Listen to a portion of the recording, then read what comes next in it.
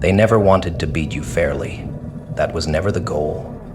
From the beginning, they understood something their pride wouldn't let them say aloud. You were too strong, too self-possessed, too damn sovereign to be handled with honest hands. So they summoned shadows, whispered lies into the air like poisoned spores, convinced others to see you through distorted lenses, turned allies into informants, bystanders into echoes, and sympathy into weaponry. They couldn't break you with truth, so they bent reality. Bent it until it cracked, until fiction became gospel, until you were the villain in their carefully authored myth. But here's the tragedy they never calculated. When you conjure darkness to destroy another, it never arrives as a loyal soldier. It comes hungry, disloyal, and eager to feast on anyone who invited it in. They align themselves with chaos, thinking they'd be the master of it. But darkness has no master. It has only thresholds, and once crossed, it feeds indiscriminately. They called upon betrayal, thinking it would weaken you. They never considered that betrayal doesn't end when the target collapses. It lingers. It learns the scent of the summoner, and when you refused to fall, when you absorbed the venom and stood taller, something shifted to take you down before they've had time to prey on your mind and heart. The energy they released, the very plan designed to hollow you out, turned inward, like a curse with a mirrored edge. And now they sit surrounded by the very monsters they invited to your doorstep. Monsters that no longer differentiate between the prey and the hand that guided the leash. You didn't need revenge. You needed patience. You watched them poison the well, fully aware they were drinking from it too. You didn't retaliate because you understood something ancient, that evil, when used as a tool, becomes a master. And masters always demand payment. While they obsessed over your downfall, you watched them spend their peace like currency, investing in your destruction without realizing they were mortgaging their sanity. They couldn't sleep, couldn't focus, because hate requires maintenance, and energy spent plotting another's demise is energy that mutates into self-loathing when results don't arrive. They aimed their darkness at you and ended up swallowed whole by its return. Let's dissect this clinically. People who summon destruction often do it for validation. They need to feel powerful. They need the illusion of control over a target they couldn't influence in truth. You were untouchable, not because you were guarded, but because you had nothing left to hide. You were forged in your own ruins. Their sabotage didn't shock you. It confirmed you. You expected betrayal, because you no longer believe in surface loyalty. And that's what made you terrifying. You weren't naive, you were prepared. You didn't panic when the walls caved in. You studied the blueprint of the detonation and smiled at its flaws. They thought evil would devour your foundation, but you had already been through your personal apocalypse. Your skin remembers fire. Your bones remember collapse. And that's why evil failed. Because it only works on the uninitiated, on those who still believe in comfort. You knew pain by name.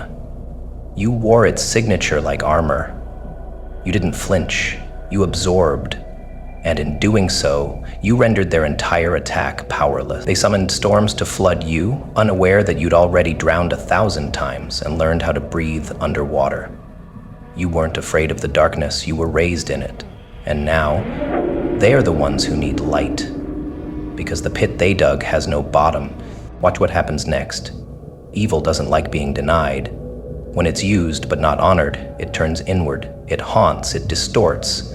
They now sit surrounded by versions of themselves they don't recognize. Their smiles feel hollow, their allies feel suspicious. Paranoia breeds fast in soil watered by lies. The very tools they used against you, deceit, distortion, guilt, shame, have now turned into mirrors, and what they see reflected back terrifies them. Not because it's foreign, but because it's accurate. You didn't need to expose them, you only needed to survive long enough for their choices to become inescapable. And you did more than survive. You evolved. Quietly, invisibly. While they screamed your name into the dirt, you were building, creating, restoring. They obsessed over endings. You focused on rebirth. And now you walk past them, not with vengeance, but with indifference. And that indifference burns, because toxic people expect one of two things, retaliation or surrender. But indifference? That's extinction. It means they no longer matter. Not as enemy, not as obstacle, not as memory. And that's the one outcome they never planned for. Because in the end, they didn't defeat you. They dehumanized themselves. There is no instruction manual for this kind of poetic justice. No social script for how to respond when your own evil circles back and chooses you as its final victim. They wanted you erased. What they got was reflection. Brutal, unsparing reflection. Now every time they speak your name, it tastes like ash. Now every time they try to retell the story, there's no audience left to care. Because evil doesn't just fail, it isolates. It leaves its architects in echo chambers, built from fear, guilt, and unreturned energy. And that silence they sit in, that's not peace. That's judgment, manifesting as absence. You never needed to prove you were good. You just needed to refuse to become them. And you did. You didn't stoop. You didn't match energy. You absorbed, transmuted, ascended. That's the true defeat. That's the pain they'll carry long after the schemes fade. That you saw their ugliest attempt and didn't just survive it. You thrived from it. Their plan failed, and worse, it backfired. Because now, the evil they trusted has only one appetite left. And there's no one left to save them from themselves. Toxic people don't plan for the aftermath. They plan for attention. They don't engineer outcomes. They engineer drama. Their schemes are theatrical, laced with petty detail, shallow manipulation, and cowardice dressed as cleverness. They believe control is power, that if they can orchestrate chaos, they own the results. But chaos has a memory, and energy, once twisted into venom, never forgets its source. Their plans, built from desperation and masked envy, might seem effective in the moment, but those plans come with a price tag, and when that bill arrives, it never accepts apologies. It only accepts consequence. What they created was never strategy, it was self-sabotage in disguise. The illusion of control is a toxin in itself. It makes manipulators feel invincible, like they're puppeteers pulling strings, confident their victim won't cut them loose. But control has a clock, and the moment someone like you stops reacting, the plan starts collapsing. They relied on your confusion, your hurt, your loyalty to keep the structure intact. But when your silence arrived, not as surrender but as surgery, their castle cracked. Because toxic plans aren't designed to survive accountability. They're built to survive short-term guilt trips, not long-term detachment. And your detachment was fatal. You didn't just exit the trap, you let it collapse in on them. Their ending didn't arrive with flames or sirens. It arrived slowly, quietly, through isolation, through the echo of their own bitterness. See, toxic plans rarely account for the loneliness that follows. They think once they sabotage, smear, or destroy someone else, they'll feel relief. But relief doesn't follow destruction. Emptiness does. And in that silence, they meet themselves. The real version. Stripped of their borrowed mask. No one left to blame. No one left to bend. Just the full weight of their own bitterness staring back. Their plans worked, until they didn't. Until the only one left inside the chaos was them. You weren't their lesson because you fought back. You became their lesson because you outlasted the lie. They planned to ruin you, but you didn't react. And that lack of reaction, that was the beginning of your power and their unraveling. Toxic people expect noise. They expect war. They don't know what to do with indifference. It terrifies them, because it means they no longer have access. And toxic endings begin when access is revoked. Their influence dies, their narratives decay, their performance loses its audience, and suddenly they're no longer the villain or the victim. They're irrelevant. Let's speak truth. Their entire scheme was born from insecurity. It wasn't about punishing you. It was about protecting themselves from their own insignificance. Your strength threatened their story.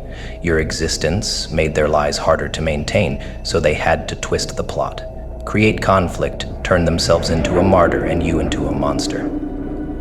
But that theater has a short run time, because toxicity burns hot and fast, and when the fuel runs out, when the sympathy fades and the enablers catch on, they're left standing in a pile of ash with no one left to clap. That's not revenge. That's return on intention. You watched it unfold, slowly, precisely, like a pattern repeating itself in 4K clarity. You didn't need to intervene. You didn't need to retaliate. You knew toxic energy cannibalizes itself.